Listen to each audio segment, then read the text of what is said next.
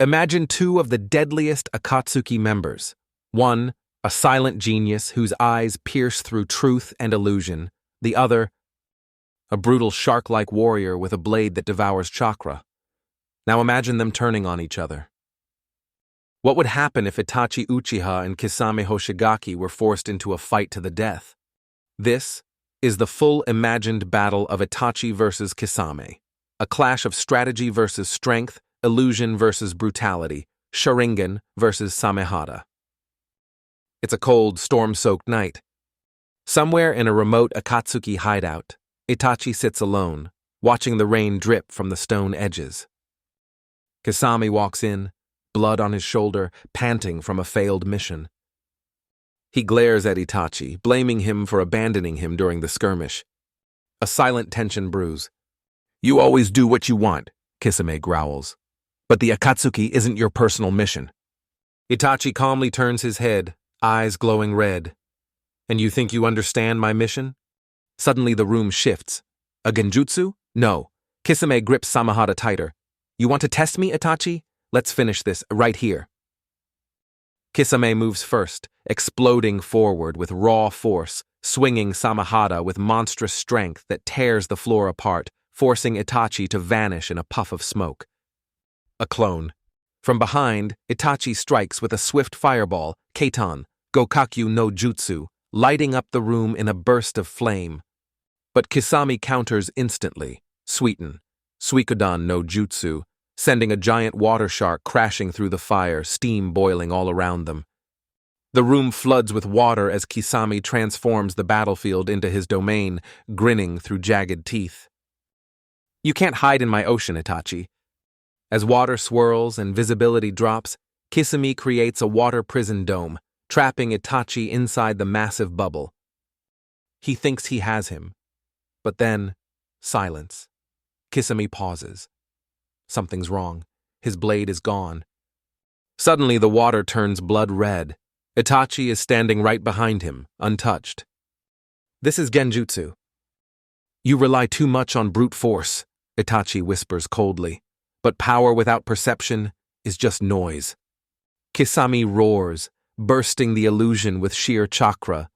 But even breaking free, he's disoriented. How long has it been?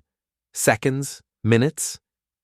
Samehada wriggles in Kisame's hands, sensing Itachi's chakra. Eager, wild, hungry. Kisame fuses with the blade, his body becoming monstrous, scaled, aquatic, chakra surging in waves. With terrifying speed, Kisame lunges again, this time overwhelming Itachi with pure physical might, forcing him on the defensive.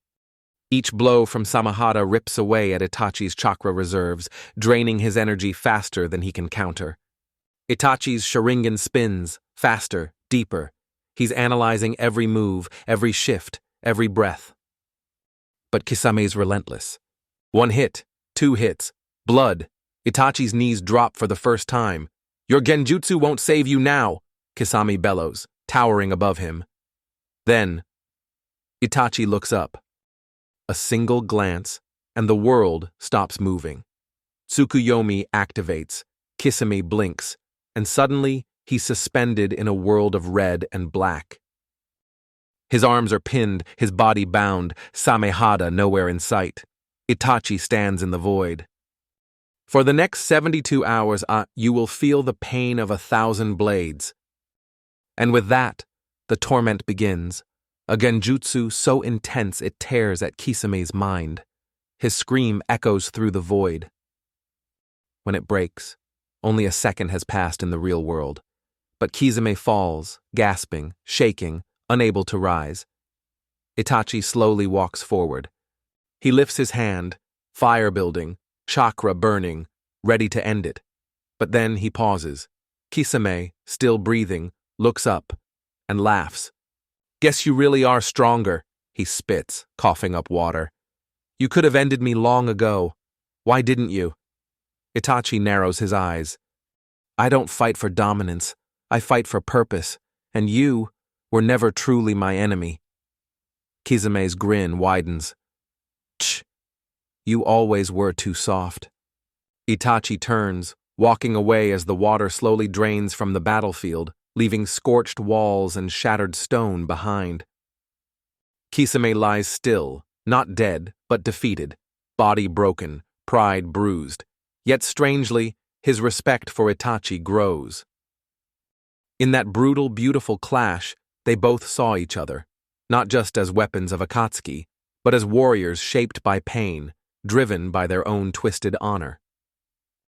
There was never hatred, only survival, only the understanding that some bonds are forged not by loyalty, but by the fire of battle itself. Two warriors, two ideals, one silent war. If Itachi and Kisame ever truly fought, it would not just be a battle of blades, it would be a battle of hearts, regrets, and final truths.